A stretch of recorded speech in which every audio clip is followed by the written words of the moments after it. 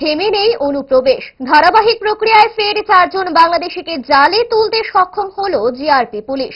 যদিও এক্ষেত্রে উদয়পুর রেল স্টেশনে জিআরপি সহ গোয়েন্দাদের যৌথ অভিযানে ধরা পড়ে এক যুবক এবং 3 জন মহিলা।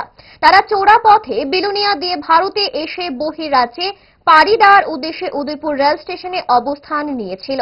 কিন্তু যৌথ নজরদারিতে ধরা পড়ে যায় 4 বাংলাদেশি। তারা মুম্বাই যাওয়ার পথে ভুইয়া আধার কার্ড সহ তাদেরকে উদয়পুর রেলওয়ে স্টেশন থেকে আটক করা হয়। এই বিষয়ে জিআরপির পক্ষ থেকে জানানো হয়, আটক যারা বাংলাদেশিকে রাধাকিশোরপুর থানার হাতে তুলে দেওয়া হবে। সুনির্দিষ্ট ধারায় মামলা নিয়ে তাদের আদালতে সোপর্দ করা হবে।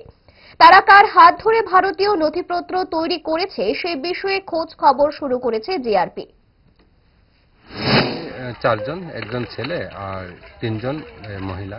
ওনাদের কাছে 3টা আধার কার্ড পাওয়া গেছে। একজনের ছেলের তার কাছে ওই মোবাইলে পাওয়া গেছে আধার কার্ড দেখতে ভুয়া মনে হইতেছে, কিন্তু ইনভেস্টিগেশনের পরে বোঝা যাবে যে আধার কার্ডটা কি সত্য কিনা।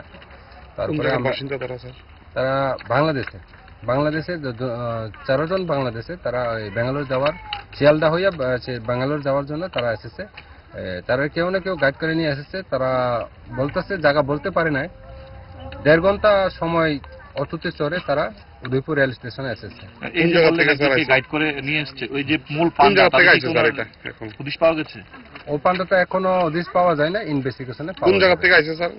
তারা বাংলাদেশ থেকে বিলোনিয়া বাইয়া আইছে। এমনই ভালোবাসা বদলায়নি আর বদলায়নি তারা। 5 দশক ধরে গ্যাস, অম্বল ও পেটের সমস্যার একমাত্র সমাধান গ্যাস নল।